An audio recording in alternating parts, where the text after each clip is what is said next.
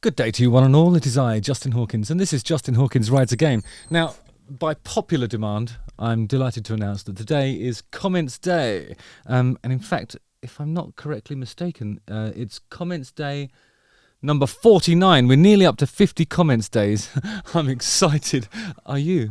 Justin Hawkins Rides again.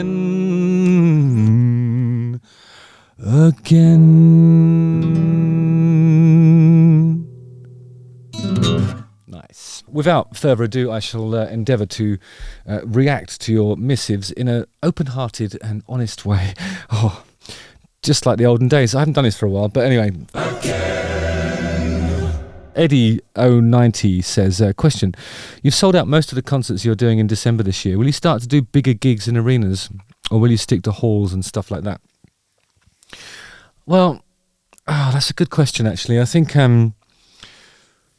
it's sold out really quickly, and we've added some more dates, but some of those dates sort of end up being in the same towns as the ones we've already hit earlier in the tour. So we're doing like a London one, and then after all the sort of other stuff that we're doing in the UK, we come back to London, which is, you know, we could hit that once and do a bigger room, I suppose. But I don't know. Who knows? Maybe this is a springboard to the next level for us. I really hope so, because I love playing in arenas. These will be brilliant shows anyway. It's just nice to have a full room. Do you know what I mean? Nothing reacts like a full room. So, yeah, I would hope that this could end up being a springboard. I mean, I suppose I'm hoping against. You have to dare to dream those things, and the idea of the Darkness back in arenas long term is a really great idea. So yeah, hopefully. Nin Stardust says, hi Justin, one for Comments Day. Whenever I see references to I Believe in the Thing Called Love, I always think it would make a great name for a dinosaur, the fearsome Ibiactol. Oh, I see, you're talking about when you just use the initials, IBIAT, Ibiactol. If it was a dinosaur, what do you think it would look like? Really interesting question. It wouldn't resemble. I mean, I wanted to say like a biped or a quadruped or something like that, but actually, I don't think it would have legs, because it's a thing. You know, whenever I think of the monstrous things, a thing is usually just like a blob of something. It's probably translucent. So I think it's like a malleable kind of jelly type form. 3 eyes on the no eyes. Just some antenna. Jellified, see-through, probably like a slightly rosy, fleshy pink colour, but you know, a few veins in the skin of it. When you see through the skin, it's got a huge heart that's just pumping like that. And it might not have eyes, but in the antenna it has tear ducts. So when it's upset about something romance-fied, tears will roll down from the antennae. I'm just going to do a quick illustration of this creature so that you know what I'm talking about. Here's my pen. I say where's my pen, but I don't even know if I've got an actual pen anywhere. Where's pen? Pen? Pen? Pen!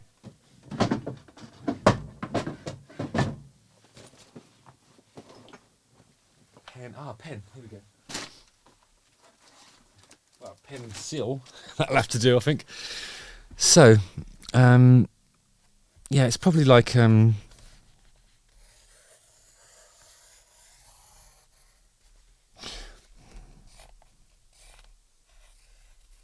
yeah.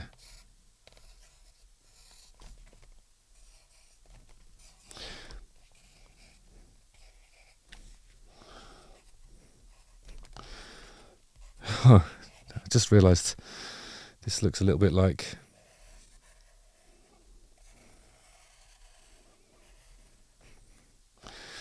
Yeah, I mean, if you'll excuse the fact that it looks a little bit like a sort of misshapen scrotum, with those are the antennae I was talking about with tears coming out of them. There's the heart in the middle. it would be sort of see-through. You'd see that through the skin, and there's, but there'd be veins here and there.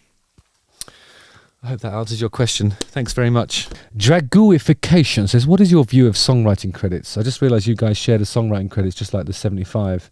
I watched an interview with Matt Healy, and he said the guys in the band are very close friends, and for him and Daniel George to keep the songwriting credits between the two and leave the rest hanging is crazy. He almost started crying talking about how close they were. I love that. I know it was a major issue and the main reason Smashing Pumpkins broke up, and even Billy Corgan said he was warned back in the 90s when the band first signed their contract that the difference in income between the band members would be huge. They warned him, told him to share the credits between the band, but he said that hubris got to him and he regrets it to this day. I do think that having like when you have a structure like that where every member of the band is rewarded for their... I mean, the thing about songwriting is, in a situation where it's a collaborative composition, and 4 people might be there, but it might just be 1 or 2 people that are doing all the heavy lifting. It's not necessarily like that in the Darkness. It varies from song to song. Sometimes I'll write one, sometimes my brother will write one, sometimes we'll all write one together, and sometimes Frankie will come in with some stuff, and Rufus contributes as well. I mean, everybody writes, so I just think we what we tend to do is look at the overall kind of contribution across like the body of work, which usually is an album because we're old school, and then we'll sort of say, well, this is a fair number for you, this is a fair number for you, and everybody sort of goes away feeling valued, I suppose, which is really important. It's important for the longevity of a group, and it's important for the relationships within the group. Having said that, I mean, if you write a song on your own, there's no reason for anybody to have part of that, and if they want to play the song, then that's it. That's really it. There's no right or wrong way, but I think if you care about the relationships with your collaborators, then you make sure that everybody, there's parity, or at least something that resembles parity between them all. Anyway, thanks for that interesting question. I really think that's a good topic. That Eddie090 says, got a question: will you ever do Download Festival or Glastonbury ever again? I would be shocked and startled if Glastonbury ever book us again. There's a little bit of history there, which I'm not proud of, but I said some stuff that I shouldn't have said back in the days about some individuals connected with the organisation of Glastonbury. Regrettable times, in retaliation for, I think, some stuff that was said about us that was slightly regrettable as well. So I wouldn't hold your breath for a Glastonbury slot, but Download, we do it sometimes. I mean, when did we last do it? I think 2 years ago or something like that. It's, I don't know, maybe it's coming around again. Bumped into Andy Copping, who does Download, and he's just a really lovely bloke, so you never know. I certainly wouldn't, I mean, if either of those festivals said, here, Darkness, will you do a show? I'd be like, yeah, of course, brilliant, depending on my availability, of course. Anyway, type in username 89 said, how did you enjoy Hyde Park? You lot were great. God bless Ethan in the front row. I love Ethan. He was awesome, and the thing is, Ethan came and joined my Patreon recently, so I'm just really chuffed that we've made friends, and our relationship goes beyond just me taking the piss out of him in the front row and then getting him to sing. And he had a great voice when I gave him a microphone. I was like, oh, okay, this guy deserves a microphone. Of course he does. He's brilliant. So yeah, I just had a great time in Hyde Park. My brother said to me that it was kind of like, because of those moments with Ethan, it was like we were playing like a support slot for Guns N' Roses, but it just felt much more intimate than you'd expect something like that with tens of thousands of people. That's kind of like the Darkness used to be a stadium band that was playing in pubs, and now we're a pub band playing in stadiums, and I don't know, I like both of those things really. Thanks for your comment. ML Cool J says, Justin, did you get your fist bump from Chrissy Hine during the Guns N' Roses gig? Question mark, exclamation mark, 5 exclamation mark. Yeah, 5 exclamation marks. I didn't see her at all. I did bump into one of their techs that used to work with the Darkness years ago, called Gaz, it was brilliant to catch up with him, because I haven't worked with him properly since like 2004 or 5 or maybe even 6. I'm not sure. It was just so great to see some old friends, really. But unfortunately, I didn't get a chance to fist bump Chrissy Hynde. I'm really hoping to get her on the show at some point, though, because she's a fascinating individual. And I thought, considering how long she's been doing this, her voice was unbelievable on the night. She could really wail.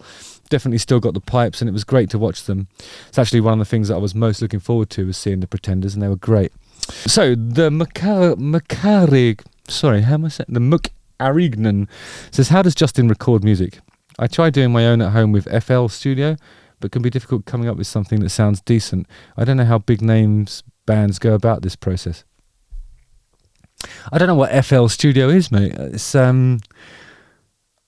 when I first started making music, I was using things like Cubase on an Atari ST, and then like Cubase started allowing. I mean, that was really just MIDI editing in the olden days, and you'd use samplers and find other tricks to synchronize that MIDI to get use an ADAT or something like that to record multi-track. That shows you how old I am.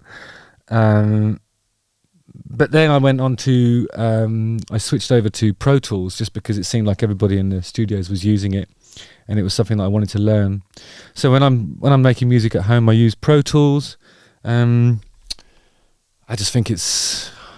Sometimes I envy people who use Logic, because I think that's a good way to sort of quickly get set up, and then you've got access to lots of cool drum loops and stuff like that. And I watch people doing it in that way, and it's like, it's quick and it sounds good quickly, But I think for real detail, and if you're recording acoustic instruments, by that I mean stuff that isn't generated electronically. But I suppose, acoustic instruments or live instruments really. Then Pro Tools is just, the detail you can go into is amazing.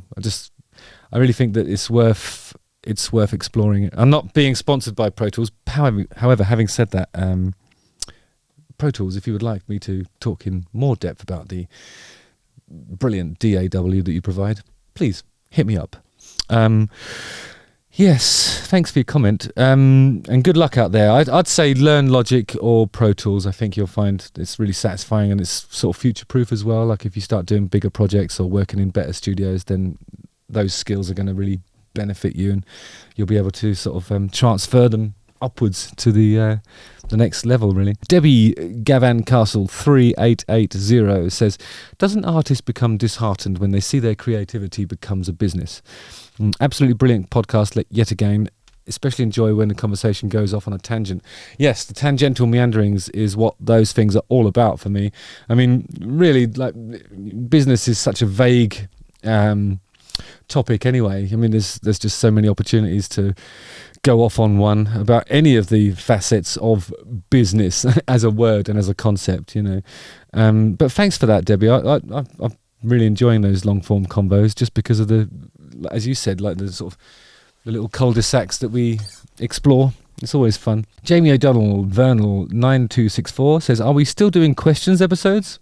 If so, I've noticed your voice used to sound very much like it came from your chest and head simultaneously. These days it sort of falls between to the neck, back of the throat. Is this a conscious choice? Does it make it more sustainable or a natural evolution? Thanks, darling. Nice one, Jamie. I wouldn't say, I mean, I don't know quite what you mean, really. I think my voice has changed a bit. I think it was probably, I don't know, like in those higher bits. I think I was probably smoking a lot more in the early recordings. I think now I've found ways to sort of hit the notes and get the job done in a way that's probably a little bit more manageable, I suppose. And I'm talking about being able to do it every night on a long tour. So I would call that a natural evolution, and the sort of sound placement strategy that I use when I'm singing has probably evolved just through necessity, really. There was a time back in the early days when I'd do like 4 or 5 shows in a row, and then I would have to take a day off, and if I didn't take a day off, I would have to cancel a show. And I hate that. It's like every singer will tell you, like, just not being able to deliver any sort of vocal when you've got enthusiasts that are coming to watch you. That's just the worst feeling in the world. It makes you cry every time it happens. So I just wanted to find a way to be able to, do my job, basically. So I reckon if it has changed, it's probably that. But also, you got to remember, I've been doing this for 23 years now, so things change, voices change. I'm just grateful to be able to hit the notes at this point. Excellent comments day, guys. I'll keep doing these if you like them. I'm probably still doing them even if you don't like them. Justin Hawkins rides again.